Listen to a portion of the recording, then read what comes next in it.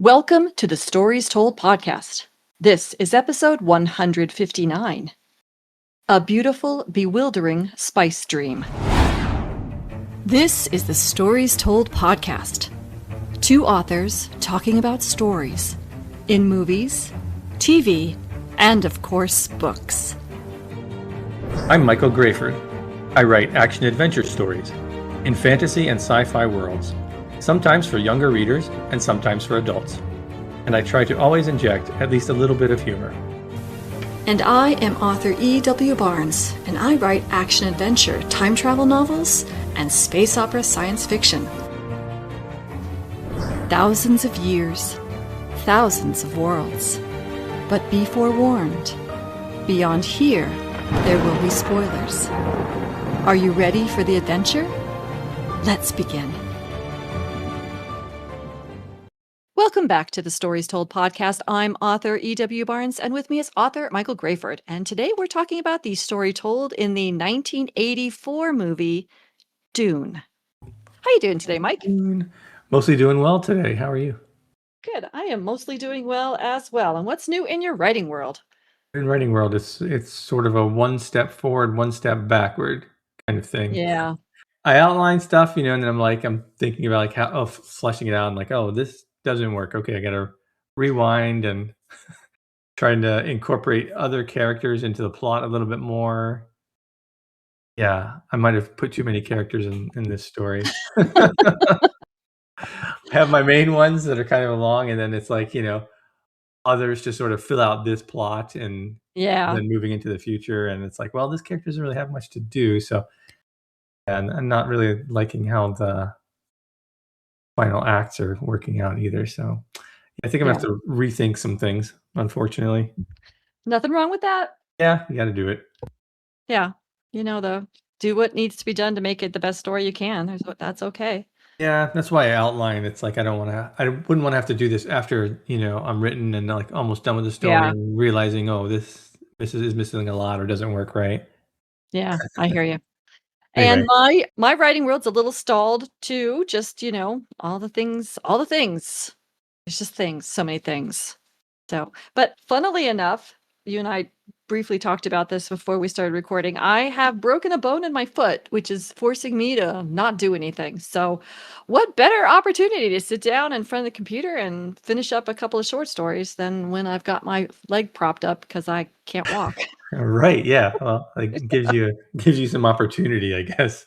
Yeah, that's why I'm gonna look at it. This is an Yeah. opportunity, not a pain in the butt. So, and have you encountered any interesting stories in books, movies, or television? Let's see. I've been reading the Keeper Chronicles, which is a trilogy. I think book one is called A Threat of Shadows, written Okay. by J.A. Andrews. Have you read those? No, I have not. Yeah, it's pretty good. The first one is about a guy he's a keeper, they call them in this fantasy world, and they're sort of like keepers of lore, I guess, book people, Okay. historians, and they also have ability to use magic.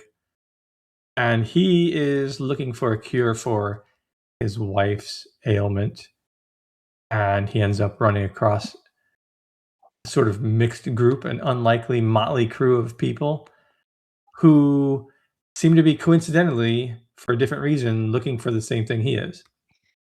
So he joins them, and Interesting. then things start going awry, and secrets are revealed and that kind of stuff. It's pretty good. I'm enjoying it. Good. I'm glad you're enjoying it. That's awesome. And we went to see Spider-Man Brand New Day, Excellent. What do you and think? I liked it. And I'm not that big a fan of Spider-Man, and I know that that's gonna, frustrate some people, and I think I've said this before, but it's not because I don't like the Spider-Man stories, it's because I I worry about this young man without parents running around. I know, it's crazy, and It's now he's true. an adult, so I was, like, enjoying it more because now he was adult, he had the ability to make his own decisions, and so that, I think, made it more enjoyable for me. That's a very, very personal issue. Yeah, that's funny. Yeah. And It's like all middle grade stories. It's like the kids are off, like really younger kids are really off on their own adventures, and you're like, what are the parents yeah. doing now? but there are parents, and see, to me, that's the difference. There Yeah. are parents. There's Dumbledore, who has extraordinary powers, who is essentially a safety net, and there are parents who are a safety net in a lot of these stories, whereas for poor Spider-Man, he's got virtually no one as Yeah, the safety that's net, true. and so he's really by himself, and it always makes me, like, worried about him. Anxious. Yeah. That's great. Anyway, but after we saw the movie, which we really enjoyed, I asked my family about this spider noir that I had seen advertised on Amazon. Have you seen about that or heard about that? Yeah, I've seen it actually. What'd you think? I enjoyed it. It's more noir than spider, I would say. Yeah, Have you yeah. seen it? Yes, we started to watch it, and I Yeah. was I was pleasantly surprised as to how much I enjoyed it. Yeah, I was entertained. It's very noir. I don't know what Yeah, I was expecting, but, like, yeah, it was less spidery than I thought maybe, I don't know, but yeah, I I was liked it still a lot. entertained. It was Yeah. very much a very interesting combination of, like you said, the noir. You've got your noir mystery. You got a little body horror going on, which Yeah, is not my favorite, but it works for the story. A lot of times when I watch Nicolas Cage in movies, I'm watching Nicolas Cage in movies, right. and he really got lost in this one. I lost him and was just focused on the character, which was really cool. Yeah, yeah, that's good. Yeah, so that was fun. I think it's very interesting, the whole take on it and the whole approach. They're not even trying to connect it to the famous Spider-Mans that we know, the movies and stuff. This is very much like, this is an alternate universe Spider-Man. Yeah, I think they made one reference to it at the They made beginning, one reference, right? yep, And they're like, "That but was it." yep, and it totally works, and I'm watching the black and white version so that I can really get into the noir feel. Ah, cool. So, yeah, I've been like I said, surprised how much I enjoyed it. And we're not finished with the season yet, but we'll probably finish that up here pretty soon because it's been really an enjoyable watch. So, yeah. Nice.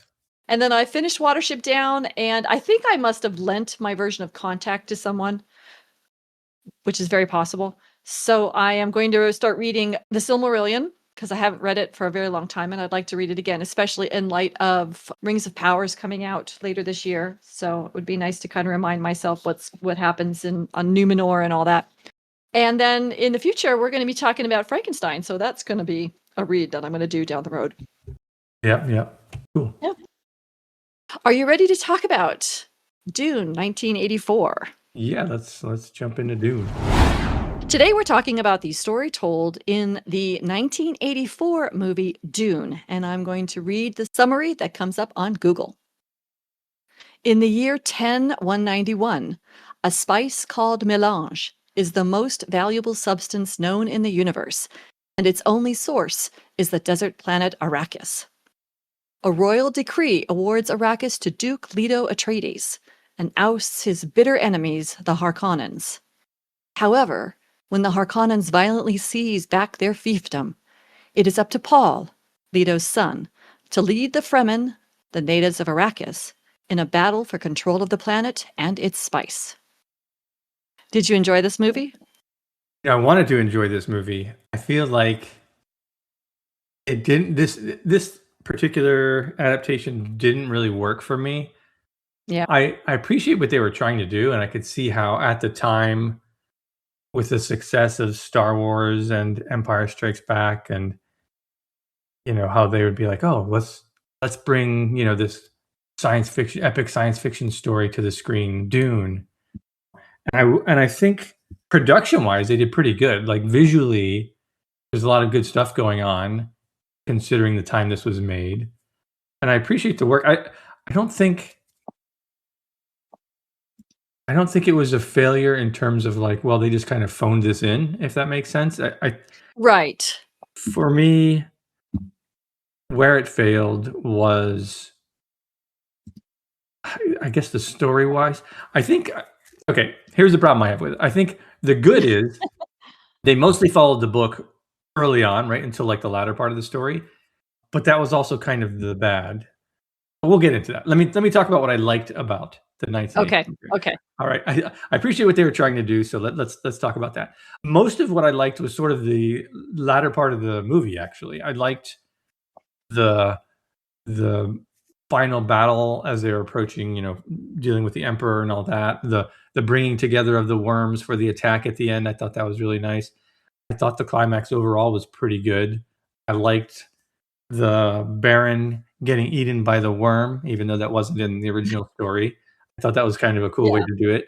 It made it a little bit more dramatic and, sort of what's the word I'm looking for? Not justified, but I don't know. It's like Doom was consuming that guy, which I thought was cool. I liked that. I liked Paul's fight with Fade in this movie. He kills him fairly quickly and efficiently, showing his skill. I thought that was good. I actually thought that was an improvement on the book for me. And then he shows his power afterward with his ability to like kill with a word, as he said. I thought that Yeah. was kind of cool. And that also wasn't in the book, unless I'm really forgetting that part. And I liked the sort of completion of the story in the way that Paul brought rain to Arrakis. That was something I mentioned. We felt kind of. I think I mentioned this. Maybe I didn't. I felt was kind of lacking in the book because the book was sort of a setup for a series, right? But if you look at the story as a Right. whole, I wanted that resolution of Dune is this desert planet, and they get to remake it at least to some extent. And the movie did that, right? We got to see that. Okay, now the planet is going to be changed. Things have moved on. He's defeated his enemies. I felt like it wrapped things up a little bit better in that sense. Still left some things out there, but I like that. I like that aspect of it. There's probably some other things I liked as it was going on, but some of the characterization was kind of fun, if a little weird. But yeah, that's mainly what I liked, is how they wrapped it up a little bit Okay. differently from the book. The things that I liked the most were sort of the creativity in the world building that the movie did. And it made me realize how much flexibility there is in Dune for imagining what people war looks like and what the scenes look like. There's some framework there, but there still leaves a lot of flexibility Yeah, for a creative person to come in and add their own layers. And so I really appreciated that in the movie. I loved the clothing, the costumes, I loved the sets. I thought that was just a really amazing way of interpreting what everything looked like and felt like in the story. So I really appreciated that. I thought the music was good. It's a little simple, but it emphasizes what it needs to emphasize when it emphasizes it. So I thought that was really cool. And then that's all I can really say. yeah. I think that's a really good point, because in the book, again, correct me if I'm wrong here, but I don't remember there being like a lot of description. That seemed like something that Herbert wasn't so There's a focused little on. bit. There's a Yeah, little there's a bit. little bit. It seemed Yeah, like he was but not more a lot. focused on Yeah. the characters, who the characters were, and the world building seemed to be his bigger things.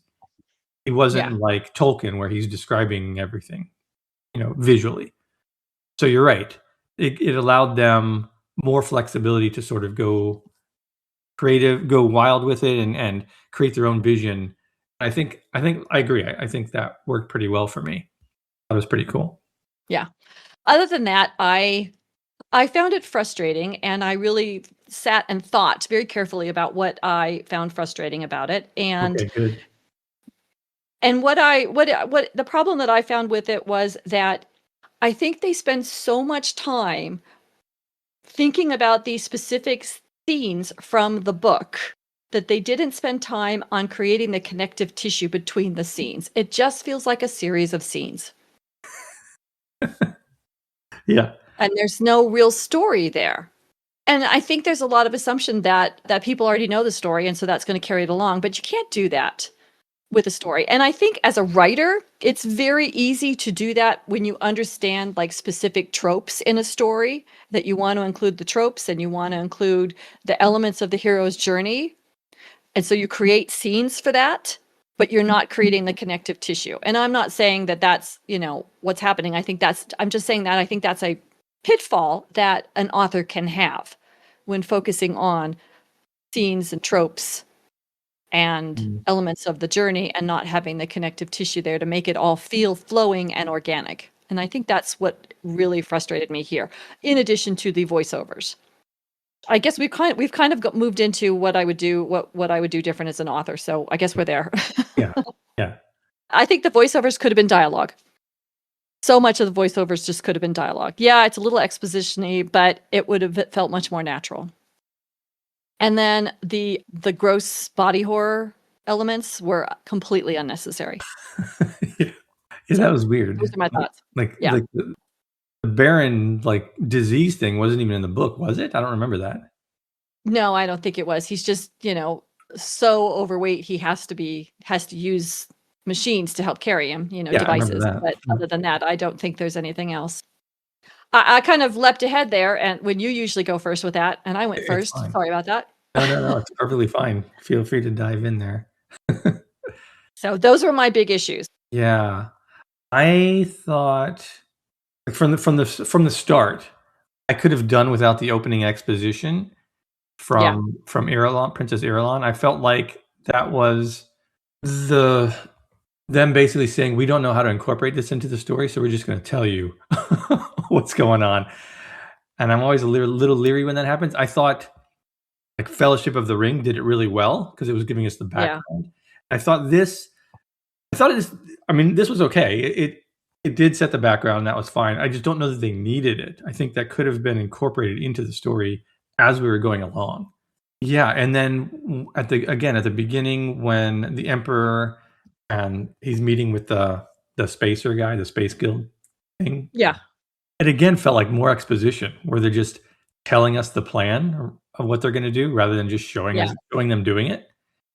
So it was like one after another, kind of just like, we're just telling you what this is rather than showing it. This is like a movie. Show us what's yeah, going on. Let the characters act out what they're doing and give the viewer some credit and let us, figure it out along the way. And yet simultaneously, like you said, I absolutely had the same exact feeling like we're onto this scene, we're onto this scene, we're onto this scene. I'm like, if I hadn't read this book, I'd be like, what is going on right now?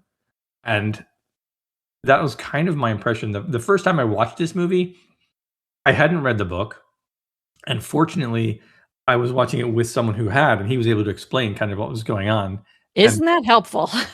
with that connective tissue in, I was like, it made it a much more enjoyable experience. If I hadn't read the book, I would have been so frustrated with this movie, and a Yeah, large part is because of what you said. I think, yeah, it was this weird mix of too much exposition and not enough story, oddly. I think another part of this problem is I felt they tried to fit so much information in about the world building when they should have focused on the story and let the world building exist more in the background and have it revealed when necessary. Like the book did that yeah, really well. And here I felt like it seemed like the person who read it really loved the story or who wrote this really loved the story and wanted to get all this stuff into it because it was so cool. I don't think it was necessary for an adaptation to the screen. I feel like they tried to cram too much into one movie rather than just distilling it down to a story of the Atreides family, you know, getting backstabbed and then going for revenge, which really is what the story was. and on top of that, adding an entire story subplot that didn't exist in the book.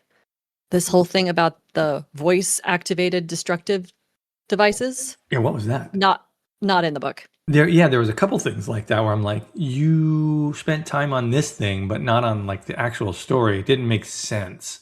Yeah, it was just a little confusing. Yeah. And I felt like they should have distilled it more. And there are things that could have been removed. I felt the Chani character had really no point in this movie. She was there as a love interest, but as I was watching it, I'm wondering like, how did so the actress who played Chani in this movie was Sean Young, and I'm thinking, Yeah, how did Sean Young even play this? It's like, what was she thinking as she was acting out these scenes? There's like no build up to her character or anything.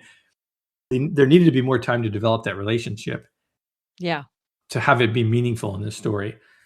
Likewise, things I would have changed. I would have removed his sister Alia from the story entirely. She wasn't necessary as yeah. a one-off movie. Her presence just wastes screen time that could be spent on better character and relationship development. I would have gotten rid of that character. She wasn't necessary to the plot. Again, it felt like they were trying to bring forth everything that was in the book, and I don't think it was necessary for one, 2-hour movie. For that I'm matter. going to I'm gonna push back a little bit on the Okay. Alia thing, only because I think that fans of the story would have objected to her not existing. She is a big part in the books, and so I think you're correct that in the movie, she wasn't, I don't think, used very effectively. Sort of just appeared and killed the Baron, and that was it. And Yeah. so I think maybe I think fans would have objected to that, so I can understand why they wanted to add her in.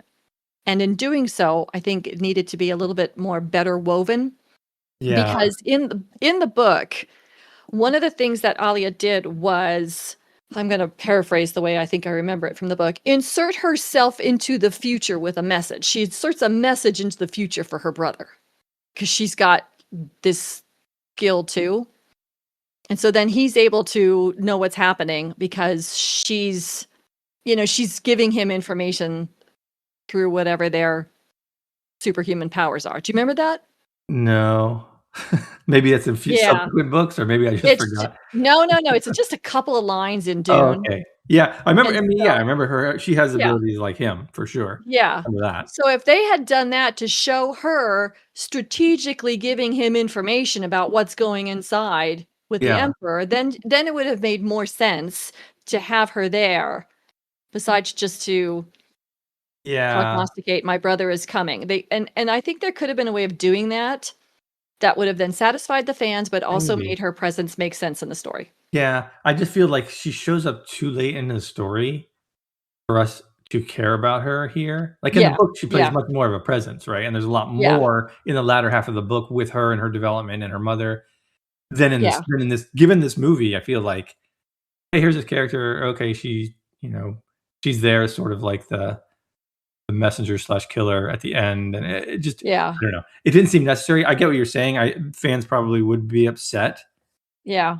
but given that this movie was sort of a one-off thing and seemed to kind of be made that way, I think screen time would have been better spent earlier in the movie, like you said, putting in connective tissue, giving us more about the characters, building those up. Anyway, so Yeah. another character I think that could be removed is Shout Out Mapes. She basically is irrelevant in this movie. Yeah. She's kind of Yeah. a cool character in the book. Again, like you mentioned, she's very well fleshed out. It's like you get a sense of who this character is in the book, and she's cool, and I see why they want to put her in the movie. She just plays essentially no part. She's not necessary. And there's other characters who I would rather have spent more time with, like the main characters, for example. Yeah. Yeah, I wanted more early on about get us to who these characters are, get us into their motivations. Jessica also doesn't play a huge part in this movie. Not as much as you would think from how much she's in the book. I feel like they focus too much on getting events and characters in there and not on developing the main characters and the main story. Yeah, if you're gonna put this much in, I think you need to do what the subsequent movies did, which is have 2 movies probably, because there's just Yeah. a lot to It do is. in one story. It really is. Yeah. Like I said, I appreciate the efforts, I appreciate the attempt, and I appreciate it as someone who now has read the book a couple times. What they tried to do, I just feel like there's a lot missing, and like you said, there's weird things they put in there unnecessarily. Did you pull any themes from this movie? I think for this movie, I mean, obviously, there's the themes that probably carry over from the book, but I think if we just look at the movie, I think it's sort of a take on a revenge story, right? And it's like more maybe justified sense in the movie, like they were wronged, and he's bringing the wrath down upon the Harkonnen or Harkonnen, however they say it in this movie, and the Emperor. And he raises people. There's also, I think, more a sense of finding your new people and bringing them hope. Right? He brings hope to this barren world, and he actually brings the water about in this movie. Maybe that's like another theme. What did you come up with? It's funny. For this one, I actually found myself focusing on all the layers of betrayal that you see.